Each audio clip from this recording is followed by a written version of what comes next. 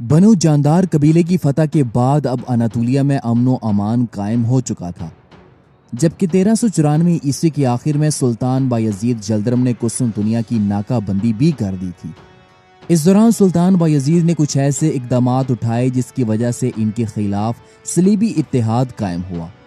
Ottoman umpire کی آج کی اس ویڈیو میں ہم سلطان بایزید جلدرم کی ولاچیا کے ساتھ ہونے والی جنگوں کا جائزہ لیں گے، اور اس کے ساتھ ساتھ ہم ہنگری کے بادشاہ سجمنڈ کے بارے میں بھی جانیں گے، جس نے سلطان بایزید جلدرم کو ٹف ٹائم دیتے ہوئے عثمانیوں کو یورپ سے نکالنے کے لیے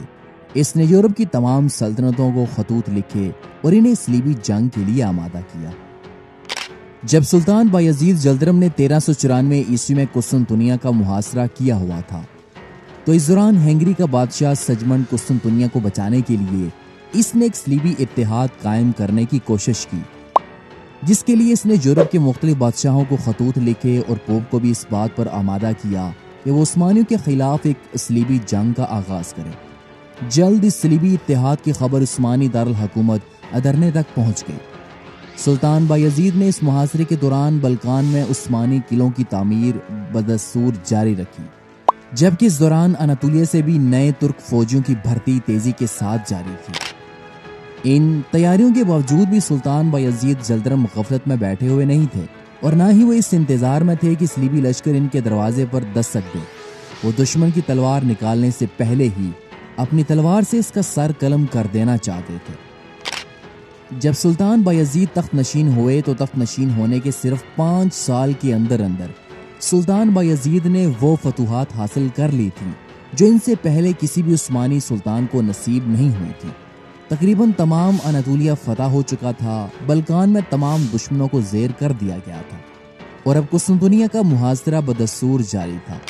اس حوالے سے سلطان بایزید جلدرم پہلے عثمانی سلطان تھے جنہوں نے قسطنطنیہ کا محاصرہ کیا تھا۔ اسی لیے سلطان بایزید نے یوں بیکار رہنے کی بجائے آنے والے صلیبی لشکر کے مقابلے کے لیے انہوں نے جنگی تیاریاں شروع کر دی تھیں۔ اس کے لیے سب سے پہلے انہوں نے اپنی شمالی سرحدوں کو صلیبی حملوں سے محفوظ بنانے کے لیے سلطان نے 1394 عیسوی کے موسم خزاں میں ولاچیا کے خلاف ایک فوجی مہم شروع کی۔ 1394 عیسوی کے برساتی موسم میں سلطان بایزید نیکوپولس کے قریب سے انہوں نے دریائے ڈینیوب کو عبور کیا، اور عثمانی فوج نے ولاچیا کے دارالخلافہ آرگس پر قبضہ کرنے کے لیے شمال کا راستہ اختیار کیا۔ عثمانی سلطان بایزید کا خیال تھا کہ اس برساتی موسم میں ولاچیا کے بادشاہ مرچا اول کے پاس عثمانی سلطان کے سامنے جھکنے کے سوا کوئی اور چارہ نہیں ہوگا، لیکن سلطان کے ابتدائی حملوں کے جواب میں ولاچیا کے بادشاہ کی طرف سے کوئی بھی جواب نہ آیا، اور جب سلطان بایزید نے جنگلی علاقوں کے اندرونی حصوں میں مارچ شروع کیا تو اس وقت انہیں مقامی مزاحمت کا سامنا کرنا پڑا۔ سلطان بایزید تو جانتے تھے کہ عثمانی فوج کے خلاف مقابلے کے لیے نہ تو ولاچیا کے پاس وسائل ہیں اور نہ ہی اتنی زیادہ فوجی طاقت۔ یہ بات تھی تو درست، لیکن ولاچیا کے بادشاہ نے یہاں میدان میں عثمانیوں کے خلاف لڑنے کے بجائے اس نے بایزید کے خلاف گوریلا کارروائیوں کا آغاز کیا، اور یوں جنگل میں پورے ایک ہفتے تک اس نے عثمانی حملہ آوروں کو ہٹ اینڈ رن ٹیکنیک کے مطابق اس نے عثمانی فوج کو ہراساں کیا۔ یوں ابتدائی بھاری نقصان اٹھانے کے بعد سلطان بایزید نے عثمانی فوج کو دریائے آرگیز کے قریب اپنا فوجی کیمپ بنانے کا حکم دیا۔ ولاچیا کے بادشاہ نے صرف گوریلا وار پر اکتفا نہ کیا، بلکہ اس نے 10 اکتوبر 1394 عیسوی کی رات کو جب عثمانی سپاہی گہری نیند سوئے ہوئے تھے تو اس نے اچانک گھات لگا کر حملہ کر دیا۔ دشمن کا یہ حملہ بالکل غیر متوقع اور ناقابل یقین تھا۔ سلطان بایزید خود بھی مرچا کے اس حملے سے بے حد حیران ہوئے۔ ولاچین فوج کے اس اچانک حملے سے عثمانی بوکھلا اٹھے، اور کئی بار تو خود عثمانی سلطان بایزید کی جان کو سخت ترین خطرہ لاحق ہو گیا تھا، کیونکہ ساری رات عثمانیوں اور ولاچیوں کے درمیان جنگ ہوتی رہی، اور اگلے دن کی صبح کو جب سلطان نے دیکھا کہ عثمانی فوج ایک نازک ترین صورتحال میں ہے اور ہزاروں عثمانی سپاہی اس حملے میں مارے جا چکے ہیں، تو سلطان بایزید نے اپنی فوج کو جمع ہونے کا حکم دیا، اور شکست کے بعد انہوں نے دریائے ڈینیوب کو عبور کیا اور وہ واپس عثمانی علاقوں میں چلے آئے۔ یہاں پہلی بار بایزید جلدرم، جنہیں دا تھنڈر بولٹ کے نام سے بھی جانا جاتا ہے، کو عیسائیوں کے ہاتھوں شکست اٹھانی پڑی۔ اس ابتدائی شکست کے باوجود سلطان بایزید نے 1395 عیسوی کے موسم بہار کے دوران انہوں نے ولاچیا پر دوبارہ حملے کی تیاری شروع کر دی۔ اس دوران ولاچیا کے بادشاہ میرچا نے آنے والی صلیبی جنگ کے لیے اس نے ہنگری کے بادشاہ سجمنڈ کے ساتھ باضابطہ طور پر اتحاد کرنے کے لیے اس نے ٹرانسلوانیا کا سفر کیا۔ ادھر سلطان بایزید نے ولاچیا پر حملے کے لیے بلقان میں موجود عیسائی باج گزاروں کو اپنی فوج کے ساتھ تارنووا میں جمع ہونے کا حکم دیا، اور سوائے سربیا کے رئیس وک برینکووچ کے تمام نے عثمانی سلطان کے حکم پر اپنے فوجی دستوں کے ساتھ وہ سلطان بایزید کے پاس جمع ہو گئے۔ اس بار عثمانی سلطان بایزید نے ولاچیا پر حملے کے لیے مغرب سے اپنے ایک باج گزار ملک وارڈن کے ذریعے سے حملہ کیا۔ اس پیش قدمی کے دوران ایک بار پھر ولاچیا کی فوج نے گوریلا وار شروع کی۔ عثمانی فوج ولاچیا کے دارالحکومت آرگیز کی جانب مارچ کر رہی تھی، لیکن شاید اب کی بار گوریلا مہم کے اثرات پہلے کی طرح نہ تھے،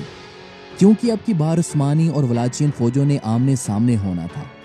اور اس کے لیے ولاچیا کے بادشاہ میرچا نے ایک زبردست فوج تیار کی ہوئی تھی، اور اس کے ساتھ ساتھ اس نے ولاچیا کے تمام علاقوں کے افراد کو حکم دیا کہ وہ اپنے ہتھیار جمع کریں اور مسلمان حملہ آوروں سے اپنے وطن کا دفاع کرنے کے لیے اس عظیم مقصد میں شامل ہو جائیں۔ جب عثمانی فوج نے شمال کی جانب اپنا راستہ اختیار کیا تو سلطان نے راستے میں بہت سے قلعوں کو نظر انداز کرتے ہوئے وہ ولاچیا کے دارالحکومت کے قریب ایک میدان میں میرچا اول کے سامنے نمودار ہوئے۔ لیکن اب کی بار بھی ولاچین بادشاہ میرچا نے یہ جانتے ہوئے کہ وہ عثمانی فوج کا مقابلہ نہیں کر سکتا، اس نے اپنے دارالحکومت کے جنوب میں دلدلی علاقوں میں اپنی فوج کو تعینات کر دیا تھا۔ جیسے ہی سلطان بایزید نے اپنی فوج کو میدان جنگ میں تعینات کیا تو سلطان کو اندازہ ہوا کہ یہ میدان عثمانیوں کے لیے کس قدر خطرناک ہے، کیونکہ دلدلی علاقہ ہونے کی وجہ سے سلطان کے گھڑسوار دستے یہاں بالکل بیکار تھے۔ لیکن اب عثمانی فوجیں میدان جنگ میں ایک آخری مارکے کے لیے موجود تھیں۔ سلطان بایزید نے اپنے مرکزی پیدل دستے کو حملے کا حکم دیا اور ایک گمسان کی جنگ شروع ہو گئی، اور تقریباً یہ جنگ ایک ہفتے تک جاری رہی۔ عثمانیوں کی سرتوڑ کوشش کے باوجود وہ ولاچیا کے چند پیدل دستوں کو پیچھے ہٹنے پر مجبور نہ کر سکے،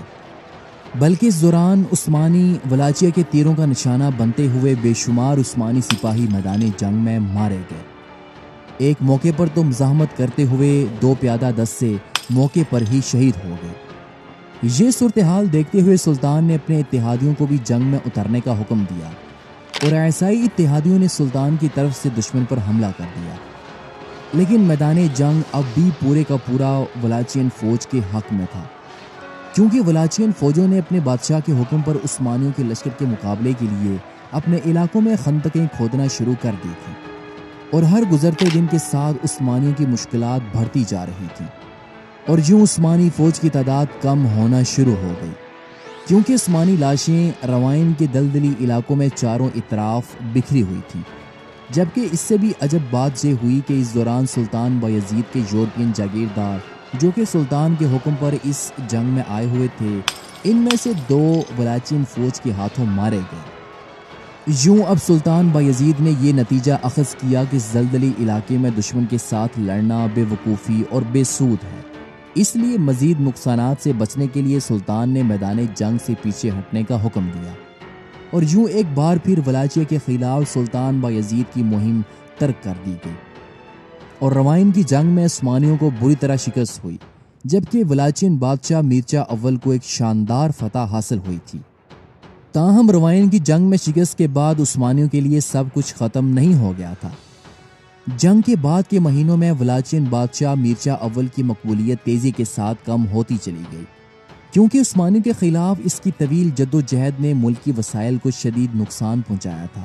اور اب عوام اس کے خلاف اٹھ کھڑی ہوئی تھی۔ اس دوران اس کے ایک اور درباری حریف ولید اول نے اسے معزول کر دیا، جبکہ میرچا اول ہنگری میں سجمنڈ کے پاس چلا گیا۔ ادھر ولاچیا کے نئے حکمران ولید اول نے سلطان بایزید کی اطاعت کو قبول کرتے ہوئے اس نے ولاچیا کو صلیبی اتحاد سے الگ کرتے ہوئے سالانہ خراج سلطان بایزید کو دینا شروع کر دیا۔ اگرچہ میدان جنگ میں سلطان بایزید ناکام رہے، لیکن سفارتکاری کے ذریعے انہوں نے ولاچیا کو سلطنت عثمانیہ میں شامل کر لیا تھا۔ اس بہترین حکمت عملی سے سلطان نے نہ صرف ولاچیا کو اپنی سلطنت میں شامل کیا بلکہ انہوں نے اپنی شمالی سرحد کو بھی محفوظ کر لیا تھا۔ اب عثمانی سلطان نے اپنی نظریں بلقان کی جانب پھیر لی تھی، کیونکہ سلطان صلیبی جنگ سے پہلے اس خطے میں موجود اپنے تمام دشمنوں کو کچلنا چاہتے تھے۔ یوں دریائے ڈینیوب کو عبور کرنے کے بعد عثمانی فوجوں نے سلطان بایزید کے حکم پر نیکوپولس کے قلعے کا محاصرہ کر لیا تھا، جو کہ ابھی تک زار ایوان چشمان کے پاس تھا۔ سلطان مراد اول کے دور میں کئی عثمانی فوجوں نے اس قلعے کا محاصرہ کرنے کی کوشش کی، لیکن وہ اس میں کامیاب نہ ہو سکے۔ تاہم اب کی بار عثمانیوں کے پاس محاصرے کے لیے زیادہ وسائل تھے، اور یوں کچھ ہی مزاحمت کے بعد نیکوپولس نے سلطان بایزید کی فوج کے سامنے ہتھیار ڈال دیے، اور یوں بلغاریہ کا یہ اہم ترین قلعہ عثمانی سلطنت میں شامل ہو گیا۔ محاصرے کے فوراً بعد بلغاریہ کے زار ایوان چشمان کو سلطان نے قید کر لیا اور پھر بعد میں اسے پھانسی دے دی گئی۔ ایوان چشمان کی سلطنت کو ختم کرنے کے بعد عثمانی سلطان نے اپنے سربیا کے علاقوں کی جنوب کی جانب پیش قدمی شروع کی۔ کیونکہ روائن کی جنگ میں مارے جانے والے دو سربیائی حکمرانوں کی کوئی اولاد نہیں تھی، اس لیے سلطان نے پہلے تو ان دونوں کی ریاستوں کو اپنی سلطنت میں شامل کیا، اور اس کے بعد اب ووک برینکووچ کی باری تھی، جس نے روائن کی جنگ میں عثمانی سلطان کو فوج دینے سے نہ صرف انکار کیا بلکہ وہ خود بھی سلطان کی خدمت میں حاضر نہیں ہوا تھا۔ جلد ووک برینکووچ کو شکست ہوئی اور اسے سلطان بایزید کے حکم پر پکڑ کر قید میں ڈال دیا گیا۔ یوں عثمانی قید خانے میں 2 سال گزارنے کے بعد ووک برینکووچ قدرتی وجوہات کی بنا پر اس کی موت ہو گئی۔ یوں 1395 عیسوی کا سال سلطان بایزید جلدرم کے لیے کافی مہربان سال رہا، اور صلیبی جنگ کے شروع ہونے سے تقریباً 12 ماہ پہلے عیسائیوں نے دیکھا کہ عثمانی سلطان بایزید نے کس طرح بلقان میں اپنی طاقت کو مضبوط کیا، اور یوں اب عثمانی سلطان ڈینیوب عبور کرنے والے بڑے شہروں ورڈن، نیکوپولس اور سلسٹریا کو کنٹرول کر رہے تھے۔ ولاچیا نے صلیبی اتحاد سے خود کو الگ کرتے ہوئے وہ اب عثمانی اتحادی بن چکا تھا۔ تاہم ان فتوحات کے بعد اگلے سال یعنی کہ 1396 عیسوی کو سلطان بایزید کو اپنے سب سے بڑے دشمن کا سامنا کرنا تھا، کیونکہ عثمانیوں کے یورپ میں بڑھتے ہوئے قدموں کو روکنے کے لیے پورا یورپ عثمانیوں کے خلاف متحد ہو کر نکل پڑا تھا۔ یہاں تک کہ ان عیسائیوں نے آپسی اختلافات کو بھلا کر عثمانیوں کو یورپ سے نکالنے کے لیے قسم کھائی ہوئی تھی، اور یوں عثمانیوں اور صلیبیوں کے درمیان نائکوپولس کا معرکہ پیش آیا۔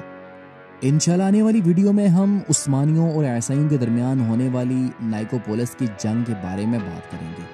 سو آپ اس ویڈیو کو لائک کرتے ہوئے چینل کو سبسکرائب ضرور کریں۔